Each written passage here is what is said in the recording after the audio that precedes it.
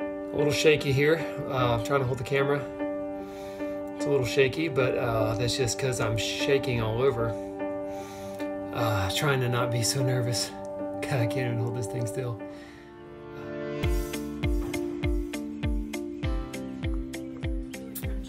I'm down here in the shop. I gotta go to my doctor's appointment here in just a couple hours, so I thought it would be good if I shaved my face. Because look, I've been growing a beard for about a week now, and I don't do beards. Hi. Here's my, so I figured why not let my 5-year-old shave my face? That'll be good, right?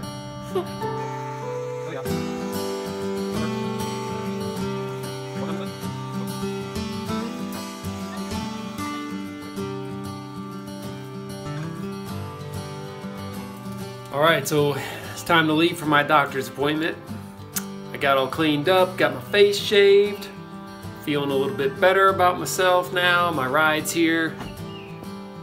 I'm probably gonna have my first look at what's under the wrapping here, and I'm gonna put on my big boy pants and go see what the doctor has to say.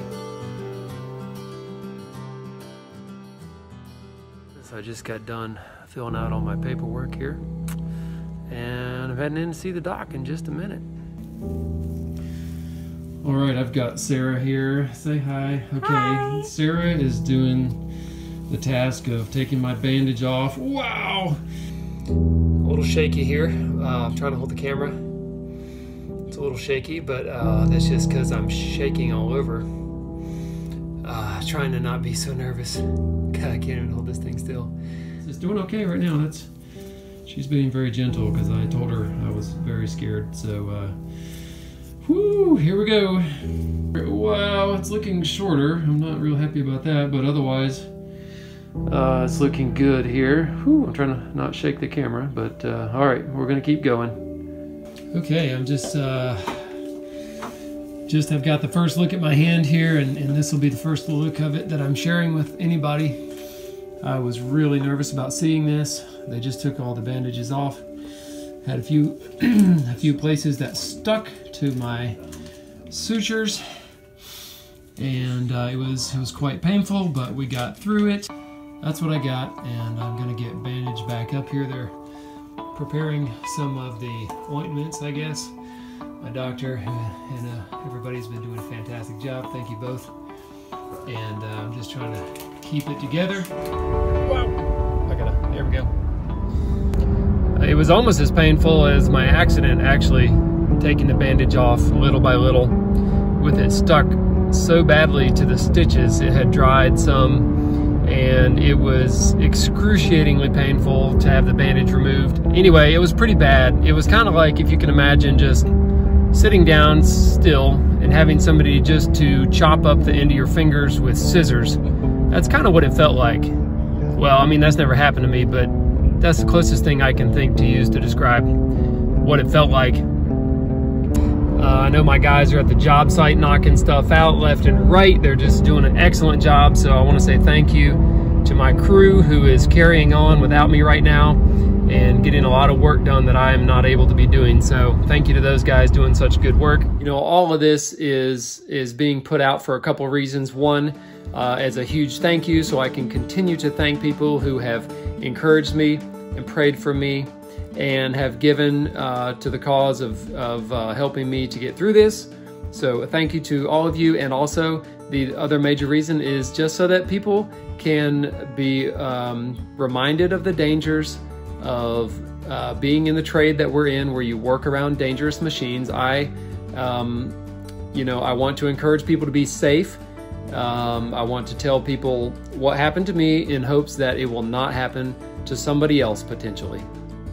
I want you to know, if you're watching this now and if you've watched the videos before, that I have been reading as many of the comments as possible. I have read hundreds and hundreds and hundreds and hundreds and hundreds more comments from people all over, being very encouraging. That is so helpful to me.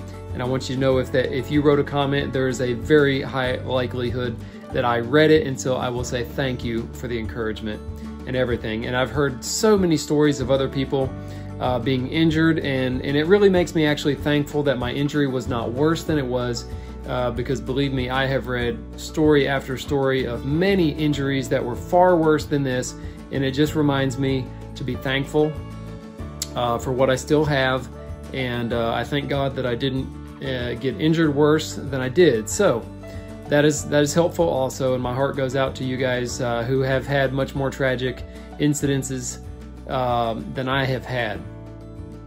I would also like to briefly answer a few questions that I saw popping up in the videos. Does your machine have some kind of light on it, you know, that indicates that it's on?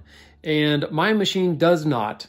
But after hearing many people suggest this, I think when I'm going to redo my machine a little bit, just clean it up. I'm going to paint it with some of the factory Powermatic brand paint, which I have already ordered from them. I have a can of spray paint that I would like to repaint my machine.